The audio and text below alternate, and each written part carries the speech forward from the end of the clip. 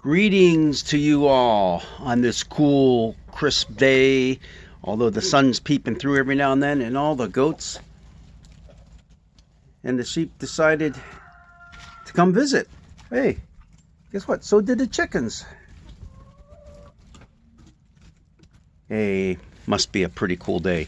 Speaking of visiting, yeah, they're back for a visit, and guess what you have to do? You have to write a letter. In fact, you have to write 2 letters. You're going to write a letter to a group of kids who came to summer camp last year. Yeah, and you're the director. And so you're going to write them a letter to remind them of all the fun they had and all that, and to get their stuff ready, that sort of thing.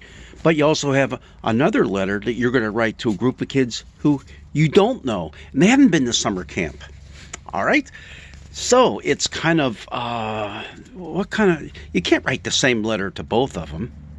So the one letter you write to the ones who have never been to camp, you lay out in a beautiful way all the different things they're going to do and just how wonderful it is, and maybe even put in there some of the rules and regulations that we have at camp, but get them all excited and perked up for it, right?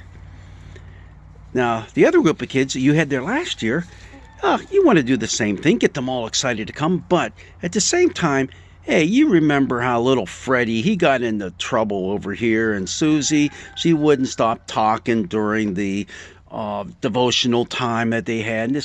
So you have to kind of remind the kids, as you're getting them excited to come back, that, hey, don't forget some of those rules that we have in place, and maybe just step it up a notch and do a little bit better this time, okay? Love you all. And you put that in both letters. Well, that's what you have going on today in our epistle lesson that we're going to look at, the letter of Paul that we'll be reading in church this Sunday. It's a letter to the Corinthian church. Now, we've just had a look a while back at the letter to the Romans. That would be the group of kids that you don't know. And you want to get them kind of excited to come, and so you lay out the game plan, so to speak, and you talk with a lot of flowery language and this, that, and the other, and that's the book of Romans. Corinthians is a little bit different. The Corinthian church, Paul started. These are the kids that he knows, all right? And he knows that, well, even post-camp, when they went back home, he heard from this mom and that dad all about some of the ways these kids got themselves into a little bit of trouble. And they even got into fighting amongst each other and this, that, and the other. That's what the letter to the Corinthians is all about. In fact, there are 2 letters that we have, but it looks like there's at least 4 separate letters that he sent, because he makes reference to ones that we don't even have. And that's another look at Corinthians for another day. Whenever we get into those texts, you'll see what we're talking about. But clear evidence that Paul wrote many times to this Corinthian church because he loved them. But he also knew they are really messing up. What he finds out here in the beginning of 1 Corinthians, which, by the way, is actually the second letter that he wrote to them, okay? We find that the people are deeply divided. They're setting up different cliques within the church. There's fights over eating meat that's given to idols. Hey, we saw that in Romans too, right? There's one guy visiting a prostitute.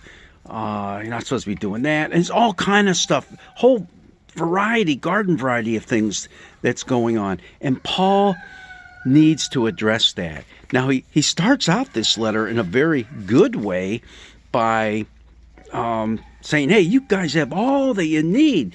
You're really in pretty good shape. Now, but let me get down to brass tacks. And that's why he gets right into what's going on with all these cliques that you have set up within your church. There is no room for that whatsoever. And he gets now to what's going to be our text, our epistle text this Sunday. And I just want to read just a portion of that. For the message about the cross is foolishness to those who are perishing, but to us who are being saved, it is the power of God. For it is written, I will destroy the wisdom of the wise, and the discernment of the discerning I will thwart. And he goes on and keeps talking about the difference between wisdom and how this cross thing is, meaning the cross of Jesus, is a stumbling block to some, it's foolishness to others. But the cross is the starting point for all of us. For Jesus, it's very important to get, not for Jesus, for Paul, it's important to get back to basics. The basics about Jesus and what he means to us. Jesus gave it all up by going to that cross. And yes, that's foolishness. Foolishness in the eyes of the debaters of the world. And in that context, there were a lot of people who loved to engage in debates, in arguments. And that just wasn't your garden variety little tiff and you have a conversation with someone, you get a little spat with each other, you get angry and you walk away, not that kind of arguing and fighting. No, actual debating where it was almost an art form. And Paul actually uses a lot of those art forms within his letters because he's writing to people in that day and age, in that context in which debates were common. All right, but Paul's saying this is one place where, that's not happening, because people look at what happened to Jesus on the cross and they say, that's crazy. That's foolishness. Why would God die? And even, what's even more foolish, he kind of gets into it later. Why would God allow Jesus to die only to raise him up again? I mean, why? Paul says that is the heart of the gospel, because it shows the very heart of God.